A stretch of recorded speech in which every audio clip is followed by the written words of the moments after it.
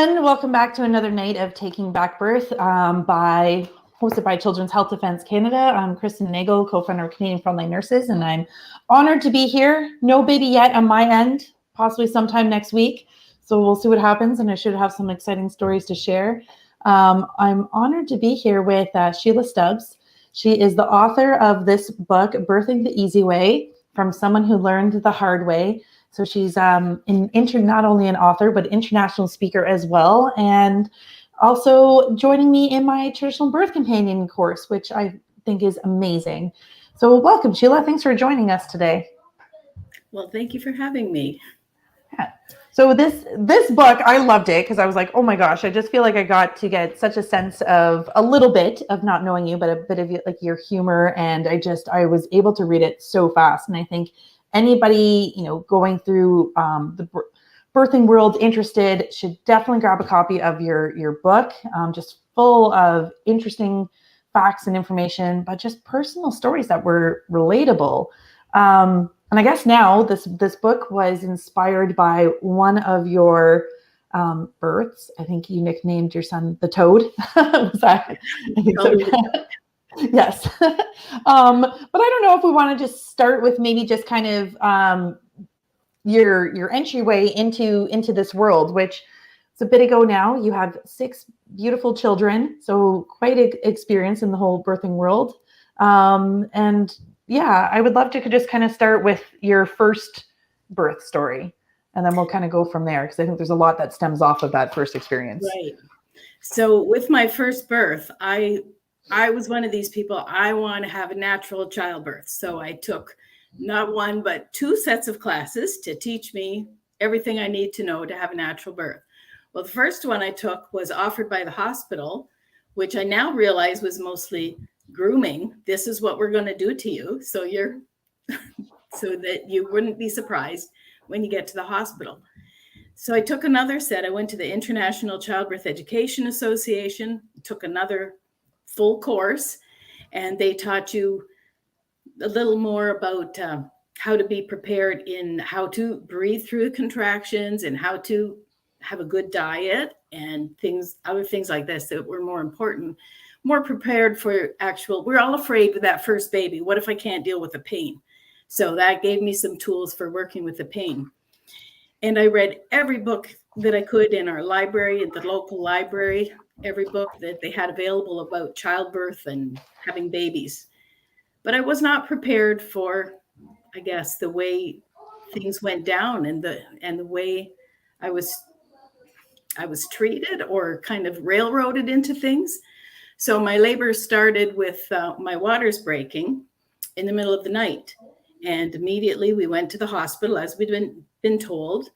And everything was going swimmingly for the first half of the day. This was 3 a.m. when we went into the hospital. And around noon, they started to be concerned that things were taking a long time. I wasn't in any distress, and I thought everything was going fine. Well, they told me that I wasn't dilating because I was too stressed. Now, of course, looking back, I was falling asleep between contractions, like in the afternoon. I'd been up half the night, so I was getting tired, and I was falling asleep between contractions and just wake up and I'd rub my back and then I'd fall asleep again. So I don't think that I was too stressed, but you do as you're told at the time. And these are the experts. Well, another few hours went by and they were checking me probably every hour. Somebody's got to put their hands in you and make an assessment. And they told me, they coerced me into getting an epidural. They said I would relax and then I could have the baby naturally like I wanted. So I cried and cried. I agreed to getting the epidural. I didn't want it, but I agreed and cried and cried and cried because I didn't want the epidural. And one nurse came in and told me, you shouldn't feel bad because you broke down and couldn't handle the pain. I said, that's not the problem. I didn't want this. I'm just doing it because I thought you said it would be best. So that was, it just went worse from there. And shortly after they put the Pitocin in, of course, because the epidural slowed my labor down, as I had learned in the childbirth classes. Another thing that they tended to do is when I said, well, the childbirth classes said this, and they would get that childbirth classes, like they know anything. So it was shortly after midnight when they brought the papers for me to sign to have my C-section, because they had started Pitocin and that put the baby in distress. And then they slapped the oxygen on me. And yeah, I was just in a fit to be tied by that point. I just couldn't stop crying. So the C-section was over and done with, and I wasn't very happy about it. I was extremely disappointed. But there comes a point where you have a baby. So you just focus on the good stuff, and that grief has to go up here on a shelf somewhere. I can't deal with it. I got a new baby. I got a scar across my belly. I'll just put all that stress and all that sadness over there, because I'll deal with it some other time.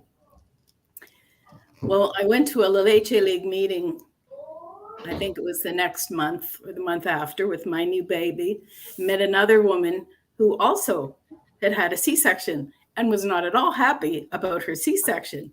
And that was such a blessing to me, because we could share this together. We could talk every day. And this was another person who said, yes, I love my baby more than life itself, but the cesarean really sucked.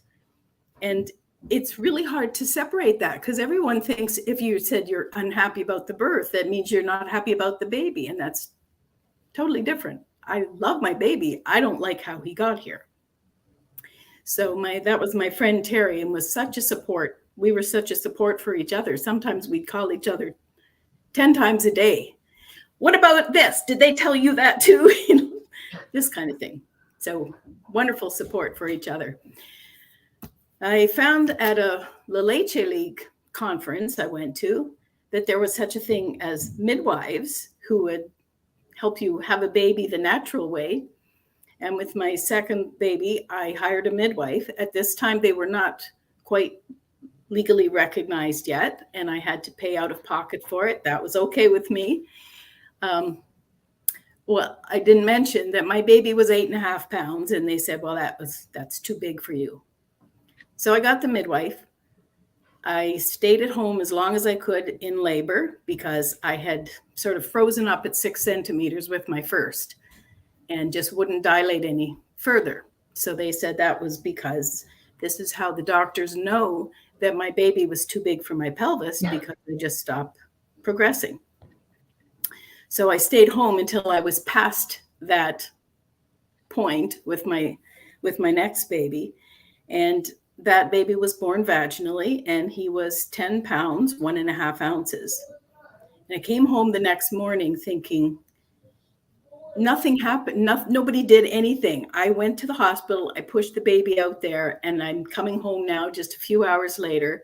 There's nothing wrong with this body. There's something very wrong with how things are done at the hospital. So I had the rest of my babies at home, and it was easier. My biggest baby was 10 pounds, 3 ounces, and it was a very easy birth. And the one right after that was preemie. He was 36 weeks.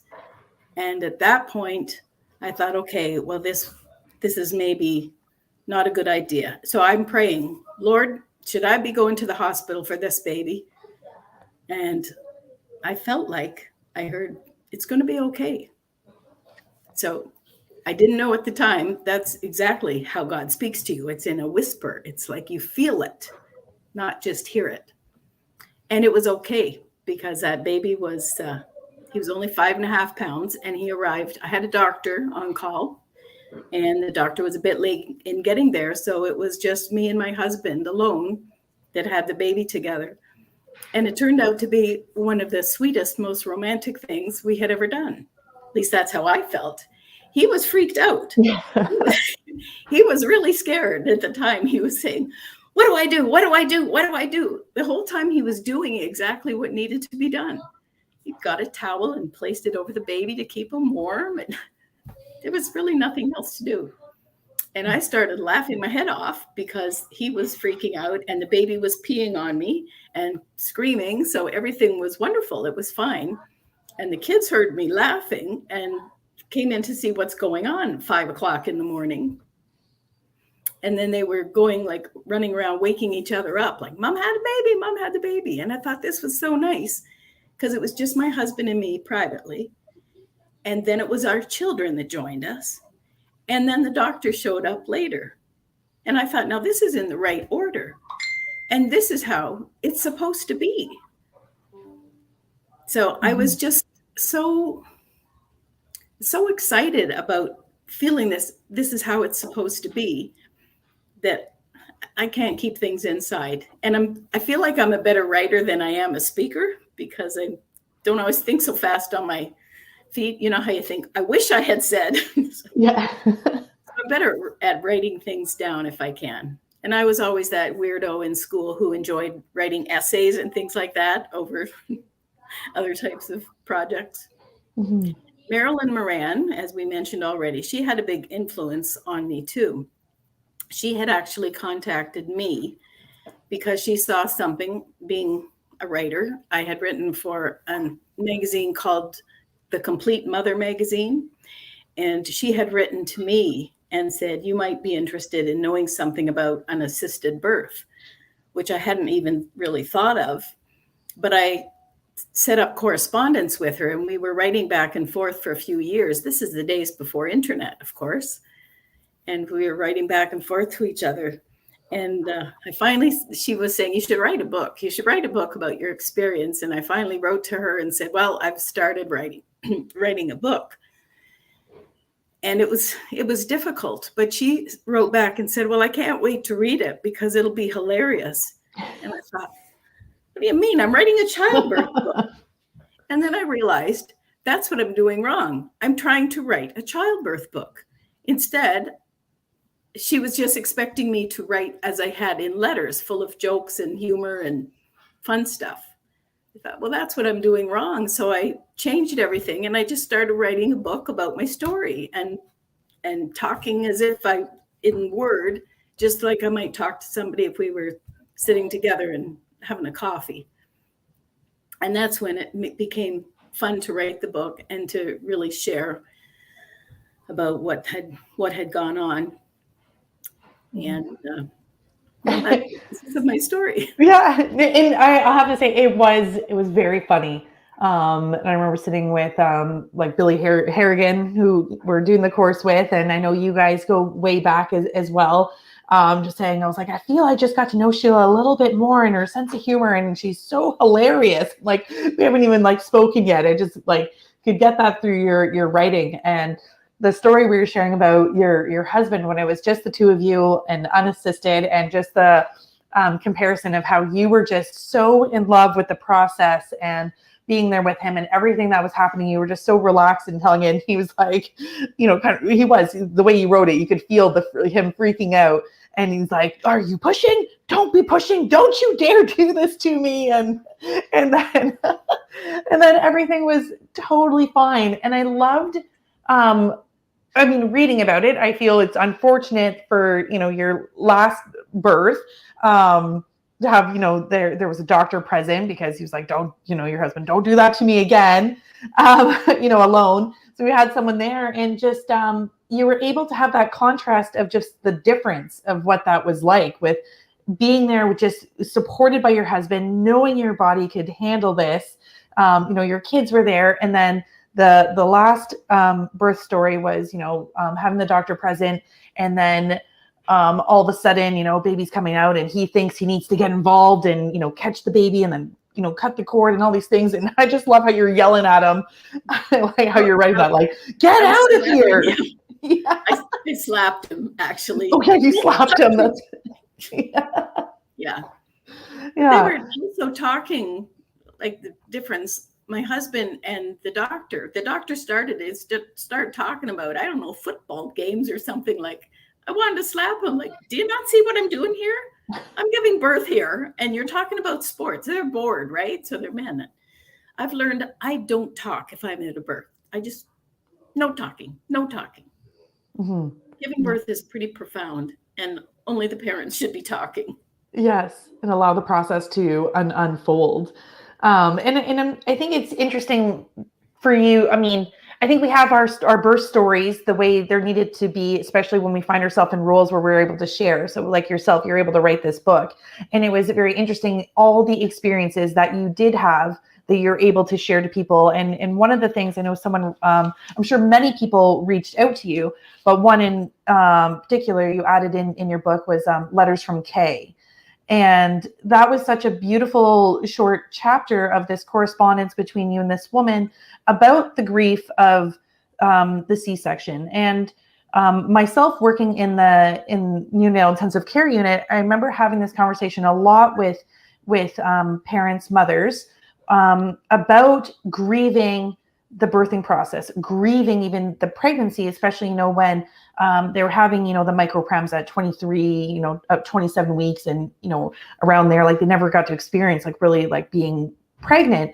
And it's like, okay, but, my baby's here and, miracles, it's growing and it's alive and, they get to go home with this baby.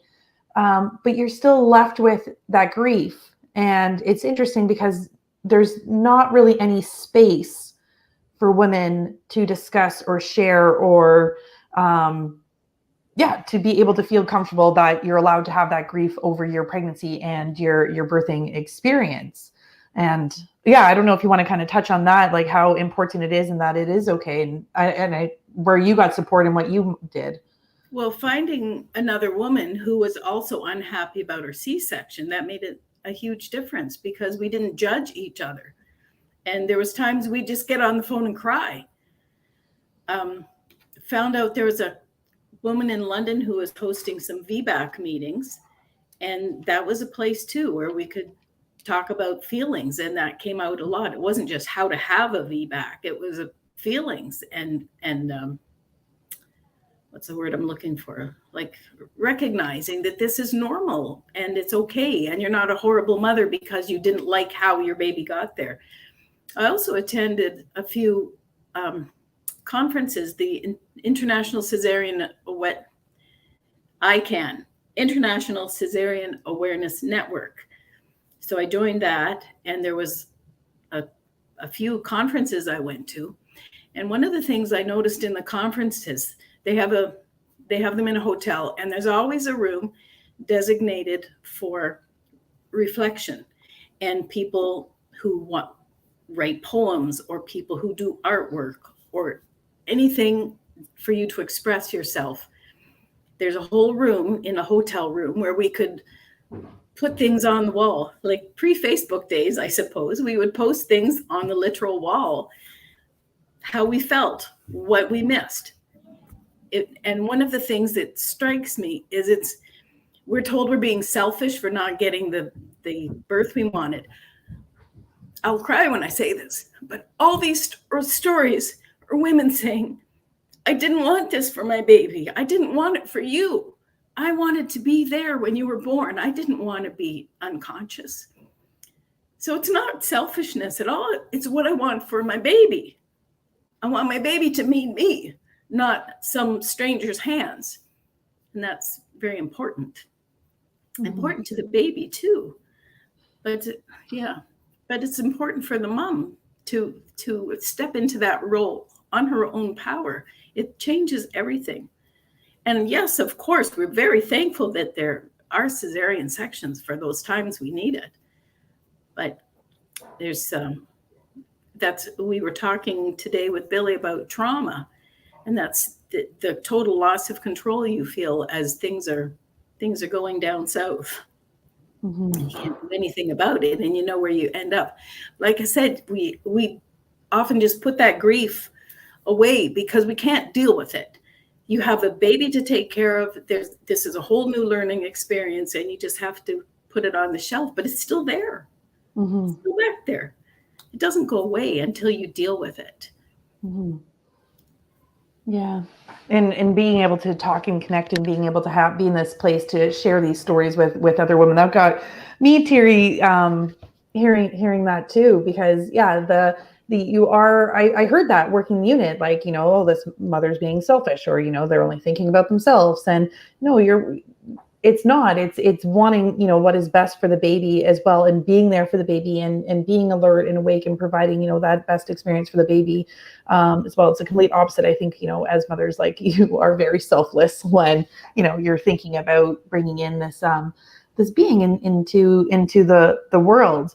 And it is interesting too, because when, like, now they, mothers are awake during C-sections, but it's interesting, like with your experience, like all women would have been put under a complete general anesthetic, so completely knocked out. So you would have been hours before. I also will admit that I had the option to be awake, but at that point, oblivion was far more acceptable to me than going through anything else and being cut open while I was awake.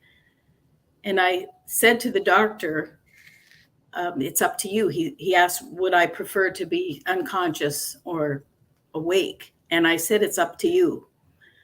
I know darn well what his choice was going to be. I just couldn't bring myself to make it. Mm-hmm. But I gave that, obviously, that was the choice. And I said, it's up to you. And I knew he would say he'd rather me be unconscious, of course. Of course they would. Yes. Make it easier for them.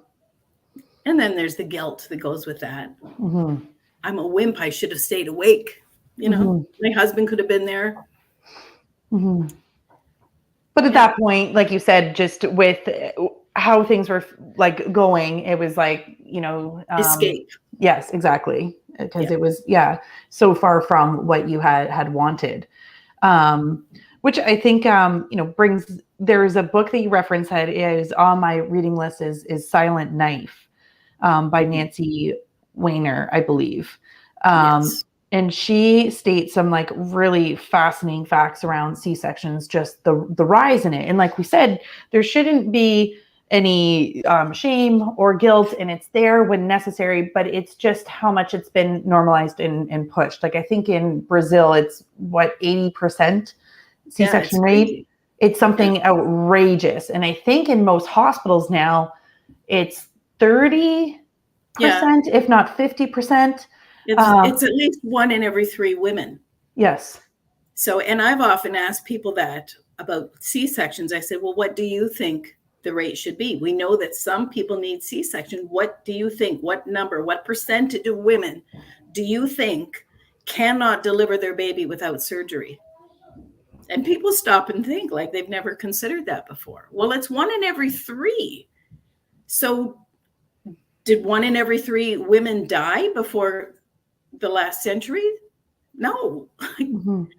And then on top of that, the statistics I read from the midwifery task force was that there was few problems. In fact, they had to go door to door.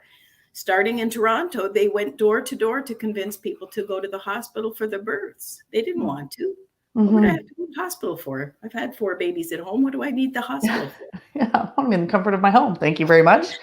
And I think that's kind of good, like segue into, I'm just trying to think of some of the notes I made, because I know there's so much to cover of the importance of, our natural hormones, such as prolactin and oxytocin. And there was, comments you made about how breastfeeding, relates to the whole birthing process and all the hormones, how they're all necessary and interrelated in all of it, from birth to breastfeeding and your bonding with your baby. And so like the process of, we had Corinne on last week talking about the labor funnel. So how that interferes with your natural hormones. And you had a whole beautiful section of how the prolactin oxytocin relates from birth into breastfeeding. I'm just going to let you kind of recap that, if that's okay. Can I read that? That was a long time ago I wrote that. I know, sorry. That's what I thought. I was like, I should have maybe made better notes. I was like writing it last night.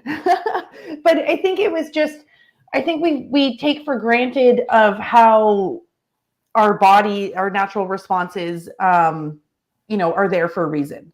And how we have, oxytocin, which is coming naturally, is very different than the Pitocin that they give us. And they try to tell us that it's natural and it's the same.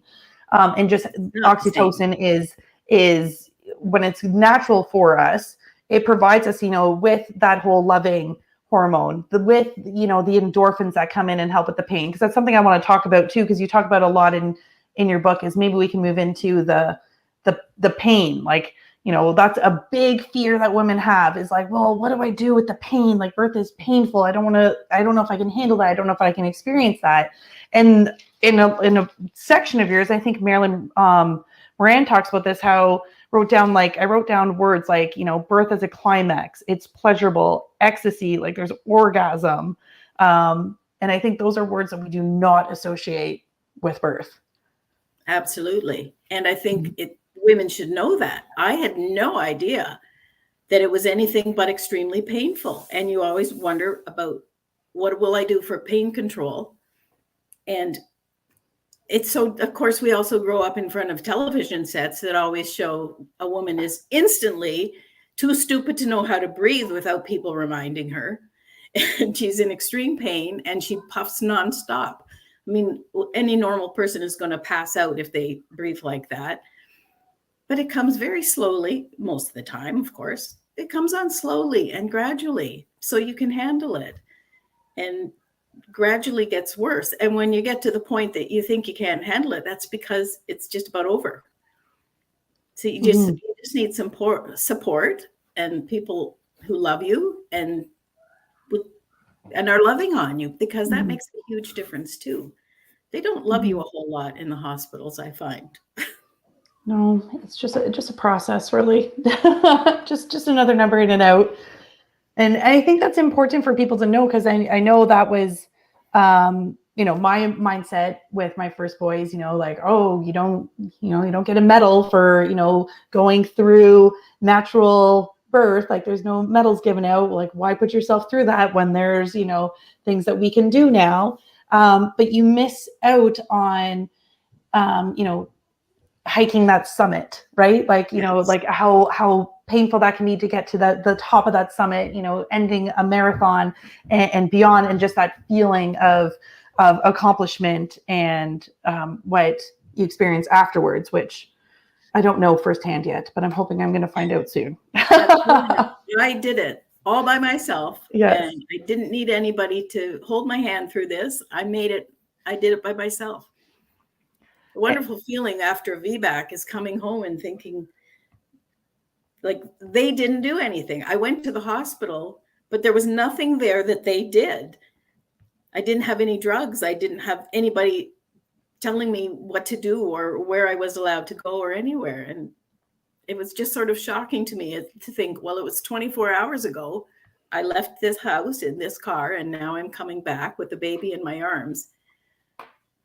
And they didn't do this. I did this by myself. I remember getting a phone call too, and like a few minutes after I came home with my baby, and somebody said, I heard you were in the hospital. I said, well, I was. I just got back 10 minutes ago. She couldn't believe it.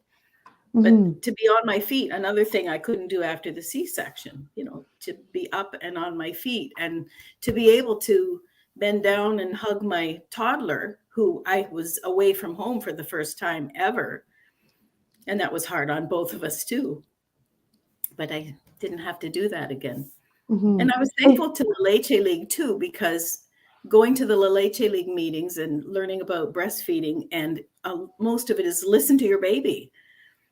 So again, with my firstborn, I had been told this is how you breastfeed every 2 hours. If it's more than that, there's probably a concern, and you know, you should do something. There was always the idea like you should stretch that out longer so the baby's not bothering you so much. But all the rules, the same rules that they tell you, are the rules that make it difficult to breastfeed. Yes. So I wonder, well, is it the same with the hospital? The rules that they apply to your birth, there's all the things that make it difficult and dangerous. And when I've attended births, because I've been asked, and there's a lot of women who would say, I'm never going to the hospital again. I don't care what happens. It can't be worse. I'm going to have this baby at home. Would you be willing to come? And I said, yeah, you know, I'm not a midwife though, and that's okay. So I just kind of stay out of the way, and women can birth just fine without me. I'll maybe go change the sheets when she's done. But it wasn't really hard to attend a birth. You just have to be kind to people. And create that loving atmosphere and allow that space for women to kind of do what we're meant to do. And I think it's amazing, like it's that whole concept of you went to the hospital and they didn't do anything just to come home, and then after that I was like, why would I even leave my home? And so you have this chapter, there's no place like home. And when I was reflecting back on that, it was very interesting to me to read, because it was like, birth used to be done at home. Education was at home. The family unit was all at home. Every aspect of our lives was all built around the home. Even whether there's like gardening or homesteading or whatever it was, everything came first from that home unit. And we look at what's happening today in this world, and it looks like, and they're trying to destroy the family unit at every aspect of getting, women out to the workforce, the feminist movement, getting births out in the hospital, then, the education system, how corrupt that is. Like everything has been outsourced out of the home, and there's no longer that family unit anymore. And so I find that in the daycare. Yeah, and the babies in the daycare. I mean, if you're in the States, you're lucky if you get that 6 weeks home and you're back to work. And I found that fascinating to reflect on with every aspect of our lives, like how, modern medicine now, if that's what they want to do, is destroy the family unit, and they're doing an excellent job on so many levels with that. And it's sad. Well, yeah, sorry, my kids are bedtime background. And it's just amazing to see when you kind of reflect on like every aspect of that. And so I think this is like such an important time now to take that back, the homeschooling is on a rise. People are realizing that now there's more homeschooling happen. Okay, people are more interested in gardening and homesteading and preparing, food at home. And now it's the bringing birth back into the home. And that was the other thing, nurturing sick or loved ones, like, you died in the home, you took care of people in the home. Everything was back in the home. And I see that shift happening a lot now. And I think that's amazing if we can build back our family unit that they had tried to, destroy it literally every level. I heard a midwife from, she had worked in the far north in Canada. And she said when women in the far north give birth, they're flown down to Montreal or whatever the nearest big city is. And they might be gone for a month or 6 weeks or more waiting for the baby. And she said it was destroying the community, because you can die in the community, but there's no babies born in the community. It's pretty sad. So the midwife was bringing birth back to the community in the far north. And they found that things like the alcohol and drug use went down because there was joy again. The joy of having new babies born in these small, close-knit communities. What a difference it makes. Oh, wow. Isn't that interesting to think about, just how even just bringing life into a community, like having that, new life, a life force come in, how that can affect the whole community as well. Yeah. I thought it was, fascinating. That's reminds me of my grandpa many years ago. He was in the hospital in Windsor, and I remember visiting him, and all of a sudden these little chimes and kind of music would go off, and he would get a big smile on his face, and he's like, oh, that just means a baby was born.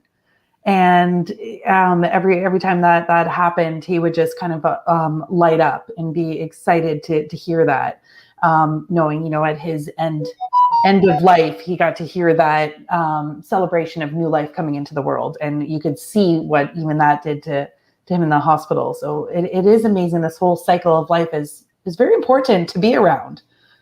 Yeah. But one of the things that I am like very fascinated about, I just think it's interesting, is the full cycle of that Marilyn Moran talks about, is childbirth is the completion and fulfillment of the consummation of marriage. So it's the full like circle, like how where, this action started 9 months ago. And then here we are. It's this, you're providing the fruits of the seed.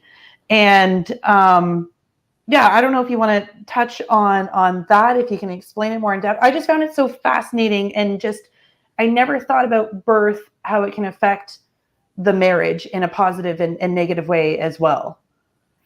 I found that quite fascinating to read this that Marilyn Moran had written, and she talked about the symbolism in marriage. She thinks that it's, when you think of the ring being placed on the finger, that's certainly symbolic of part of the wedding. And then, of course, the husband plants the seed into the woman's body, and then he should be the one to reap the fruit of that seed 9 months later. And he should be the only one that does it. And I thought, what a beautiful expression of the love and the fulfillment of the marriage ceremony. Mm-hmm. And, taking time for that to be fulfilled in the completion of it. Mm-hmm. So that's what I was kind of hoping for. And my husband still thinks it was accidental that the baby was born before the doctor got there. Meanwhile, you knew what was going on. I just didn't wake him up early enough. Yes. But I was actually enjoying laboring all by myself, and nobody knew that. I woke up, 2:00 in the morning or something, and just labored by myself. I was mopping the floor because I'm a busy mom with lots of kids. Mopping the floor all by myself, and I was kind of keeping track of my contractions by how many breaths, the long, slow, relaxing breaths.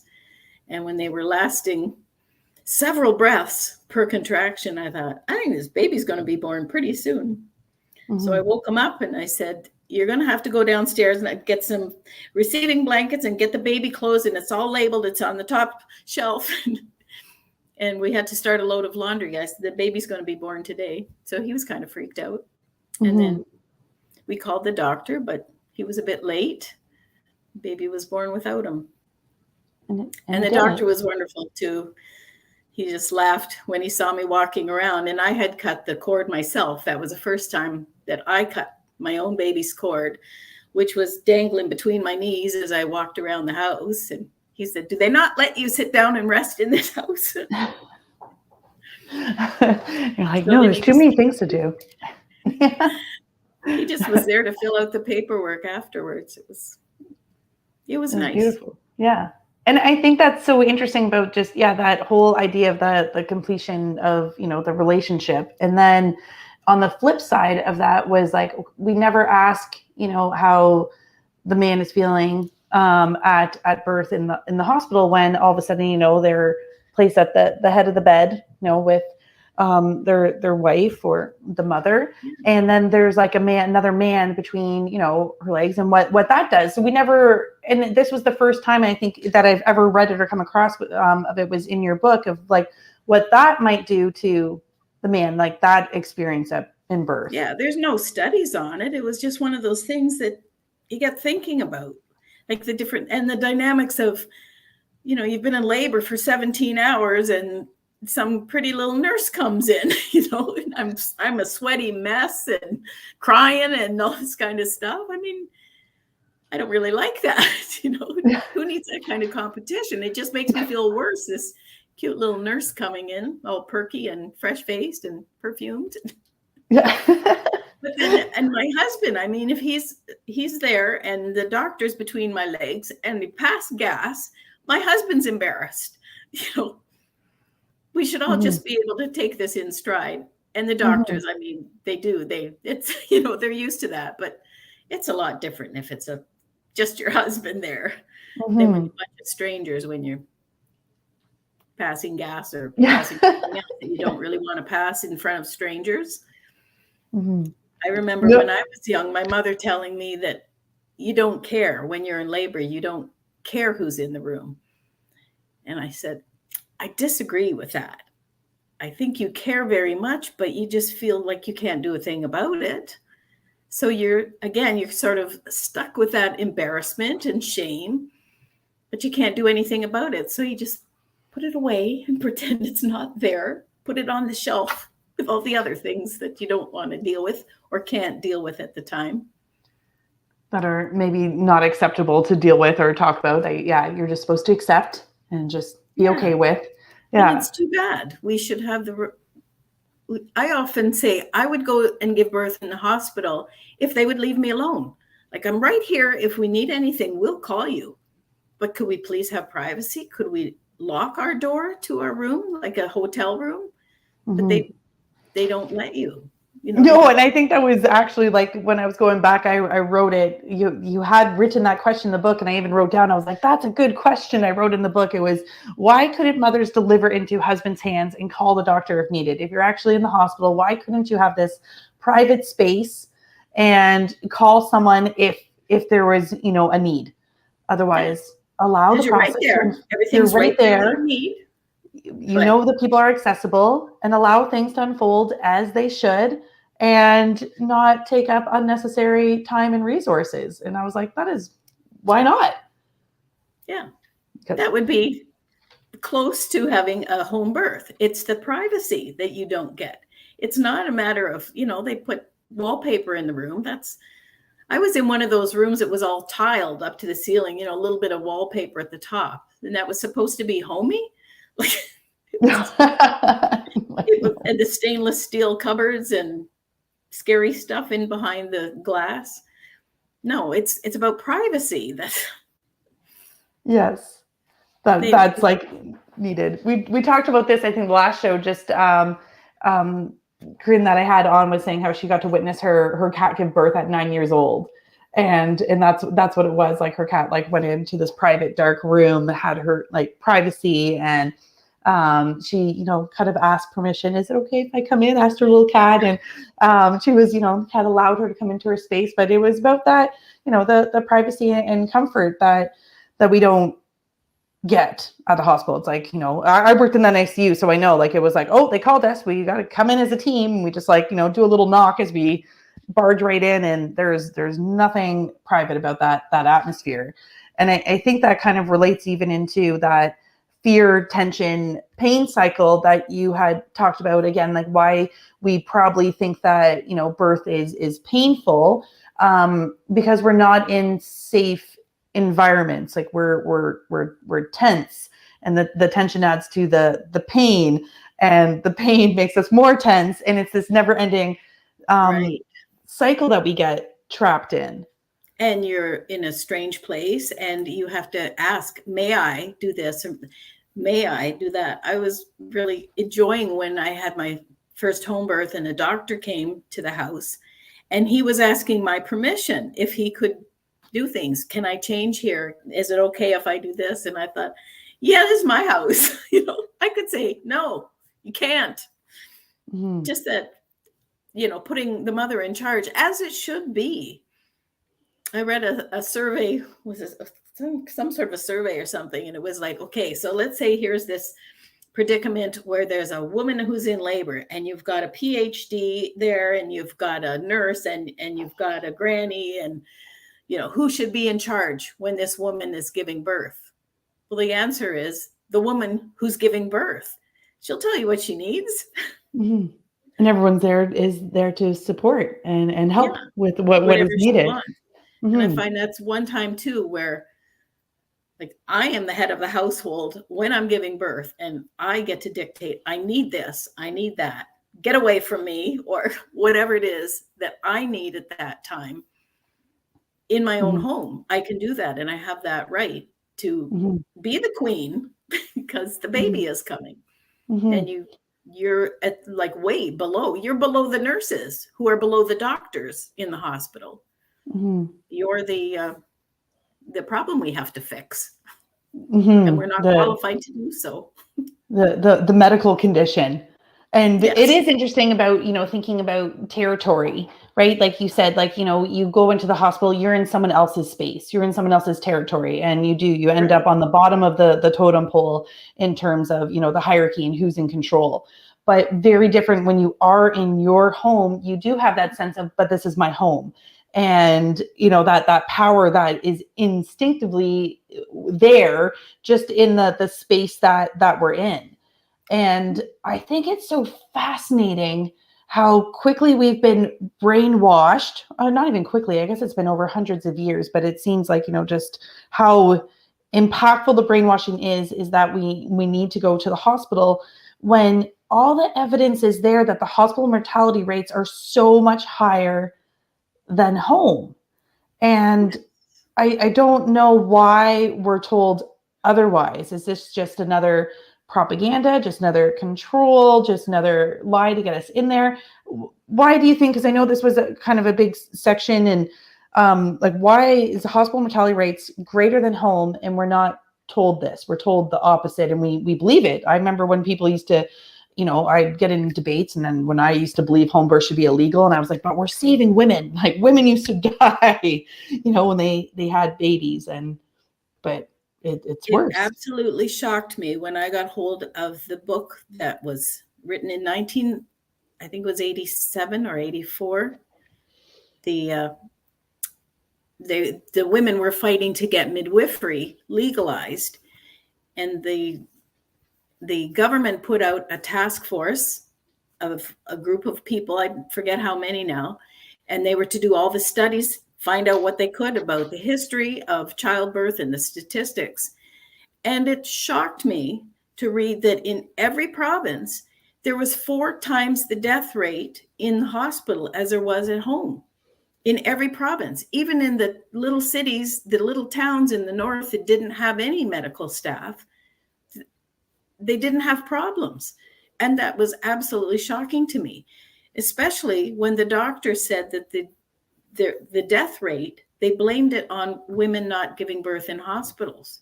And it was the opposite that was true. There was more death in the hospital than there was at home.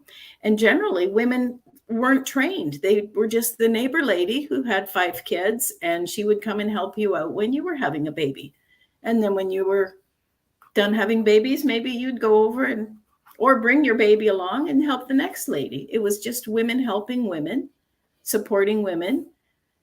And there was no training. It was just women helping women. And the La Leche League was like that too. It was women coming forward and saying, like, we should be able to do this. Why are women not able to breastfeed their babies anymore? It was the rules imposed on them. They took the bottle feeding rules and put them on the breastfeeding mothers. It doesn't work like that. It does not work that way. No, there's no scheduling a breastfeeding baby. And by the same token, I think that doctors are supposed to be scientists, and they good doctors go by the evidence-based studies. Well, I think, well, then why don't they ever study how a woman gives birth in her natural habitat? Because the moment you take a woman out of her home and put her in a strange environment, you've already altered the course of her birth. She's now amongst strangers. Quite naturally, she would be looking for peace and quiet, send the kids over to the neighbor's place perhaps, or wait until after they're in bed, get her a quiet place, gather her closest loved ones, maybe a sister, maybe her friend, maybe just her husband. But they don't study that. They study, for the last 100 years or more, we've been studying how women give birth in captivity. It's fascinating to me. You would think every doctor every obstetrician especially, should at least witness a birth in the home. How does a woman give birth in her own home? What kind of sounds does she make? What kind of movements does she make with her body? How can you tell when she's close to delivering? How can you tell when she's got a long way to go yet? You can figure that out by watching. And I'm not a midwife, and I have been at births, and the midwife calls, and I'm thinking, well, she's about 7 centimeters. Well, what would I know? Because of the sound she's making. And I was right. It's amazing when you take that time, and that's the problem, because it takes time to, look at the facial expressions, hear the sounds, and understand, the different movements and the changes and what's happening versus, having a linear schedule of like, okay, well, this check says this, and this, we must move things along, and TikTok, we got to keep things going. But the 4% is very high. that every province then was, experiencing 4% higher mortality rates in the hospitals. And I just think it's so fascinating not 4%. Oh, sorry. Not 4%, 4 times. Oh, 4 times. Sorry, 4 times. 4 like, times yeah, sorry, 4 times. Like, that is so significant. 4 times the death rate in hospitals. And that's not improved. And that was back in the late 80s, I think you said. And it's definitely not improved. I think it's gotten worse in the States. Canada's not far behind. And that's crazy to me. 4 times higher. And here we are thinking, when you mention, I'm going to have a home birth or, going to be at home or natural, it's like, oh, why would you do that? That's so dangerous. And I know, because that used to be my old mindset, but you hear stats like that and it's like, why are we not being told this? And it just goes to kind of prove even the last 3 years of the truth being withheld all the time. Yes, they lied. That's what shocked me, that the doctors lied about where the death was happening. And they claimed it was those who weren't going to the hospital. It shocked me. And it gave me confidence too, because I know I can give birth at home. If anything goes wrong, it doesn't stop me from going to the hospital. And most things aren't like crazy emergencies right now. Most things you can see that here's a problem. We should probably go to the hospital and check this out. And in fact, when they did a study and they said about the number of transfers, when they do have a transfer to the hospital, with the news article, they showed a picture of an ambulance speeding. No, it doesn't mean that you're rushing to the hospital in an ambulance. It means you made a wise decision. We'll go to the hospital and have them check this thing out, whatever it might be. Mm-hmm. Yeah, it doesn't mean it's an emergency if it's a transfer. It's just a wise decision, which is what hospitals are for, right? Absolutely. You use them for how they're meant to be used. And it just goes to show every layer of corruption for how long, and just all the lies that are continually told about everything. And did you know there was a doctor in 1932? He wrote in the doctor's journal that he was looking at the statistics, and he described that there was 4 times the rate of deaths in the hospital than there were at home. And he said, maybe we shouldn't be doing this. Maybe we're doing something wrong by encouraging more and more women to come to the hospital.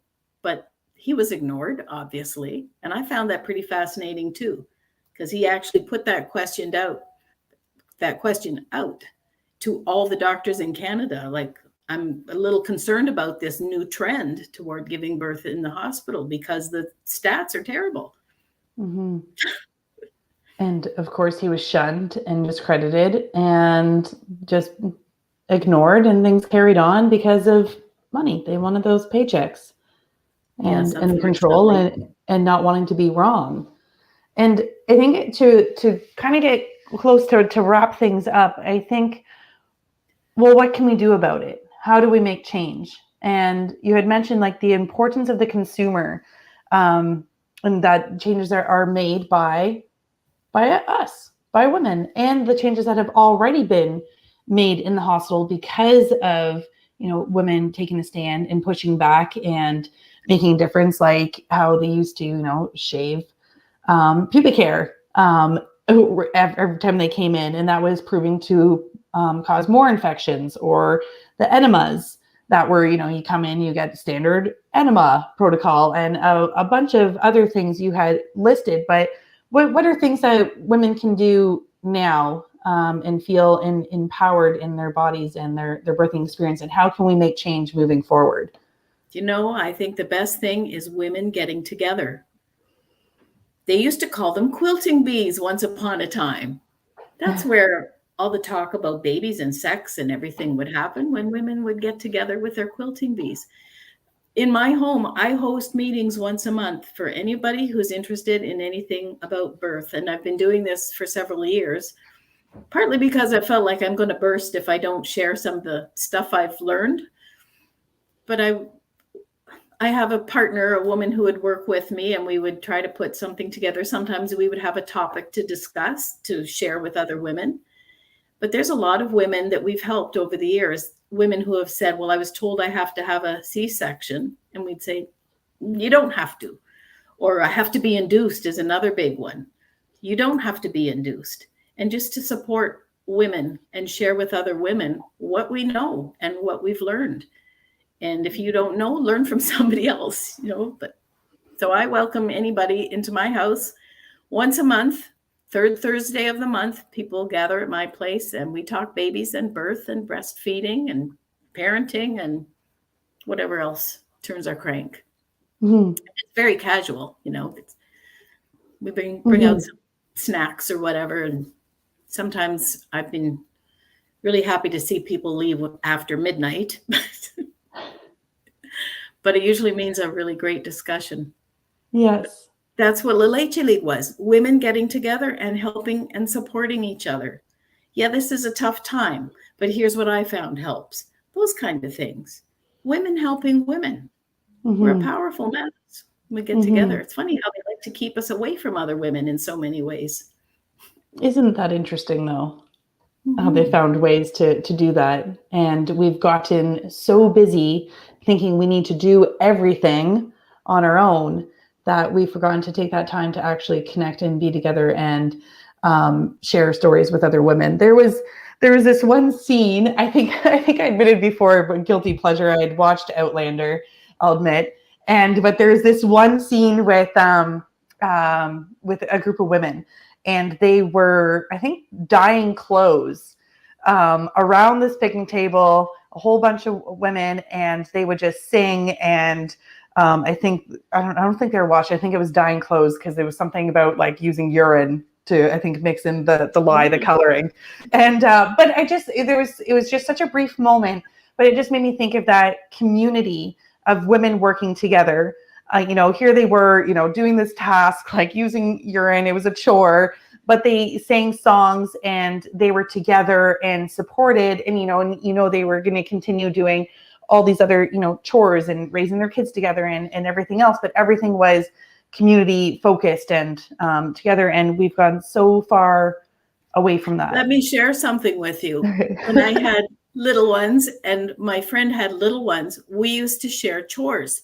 So she drives the car and sings silly songs with the children, drops me off at the door so I can pick up the dry cleaning, drops me off at the next place and drives around the block while I go to the bank and all, those days, and no more in and out of the car seat with all the kids and everything.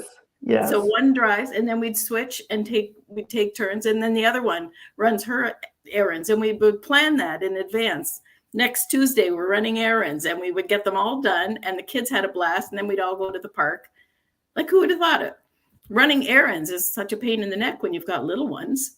It is. And I'm just thinking here, I was like, that's genius. And I only have 2 and then, soon to be 3. And I'm just thinking like, yes, it is such a pain to get the in and out of the car seats. And well, you had 6, but yeah, that would help so much. Cause you're like, I just need to be in and out. Exactly. And it'll be 3 times longer if I have to bring them all in with me. And somebody will call the Children's Aid Society if you don't bring them in with me. Right? Yeah, exactly. Yes. Yeah. There's no like leaving. Yes. Go running in to grab your coffee kind of thing. Right. But no, I think that's important to remember. So anybody, listening, watching that, wherever you are, maybe that's something, a lot of people are like, oh, what can I do? How can I make a difference? Or, what can one person do? Maybe it's just open up your home. And maybe it's as simple as inviting some people over for coffee, for tea, for a chat, and trying to build those connections again and to build that community. Yeah. Yeah. Yeah. I have a bunch of books that I lend out to people too. So I'd be like a book club, a birthing book club. And keep a little like ongoing library. And it can start, whether it's around birth or whether it's just trying to connect women again together and wise women sharing wisdom together, I think is huge because I think they know that women together are a very powerful force. And I think that's why over many generations, they've been, trying to keep us apart. And we're a force to be reckoned with, and I don't think we're going anywhere. I think it's just going to keep getting stronger. Sheila, thank you so much for joining us tonight. I'm going to show it again. So Sheila's book, Birthing the Easy Way, from Someone Who Learned the Hard Way. It's an excellent read. Highly recommend. birthingtheeasyway.com. I don't have it on Amazon, and I don't have it in bookstores. It's only from me that you can get it, unfortunately. But I'll get it in the mail right away. It's true. She does. This came very quickly. And we're hoping to have, I keep plugging away just to keep people save the date. So we're hoping to have Sheila speak at our Redefining Birth Conference, June 10th in London. So hopefully you'll be able to meet Sheila there in person and maybe get a copy of a book. I'm just going to maybe put an idea. Maybe you can get some signed copies. I don't know. I'm just putting out ideas. Thanks for the opportunity to talk about it. Yeah. Well, thank you so much for joining us tonight. And next week we have Ibby from the Mama Physio coming on to talk about all things pelvic floor health. So it should be an interesting conversation. So we'll see you guys next week, 7 p.m. for Taking Back Birth. Thanks for joining us.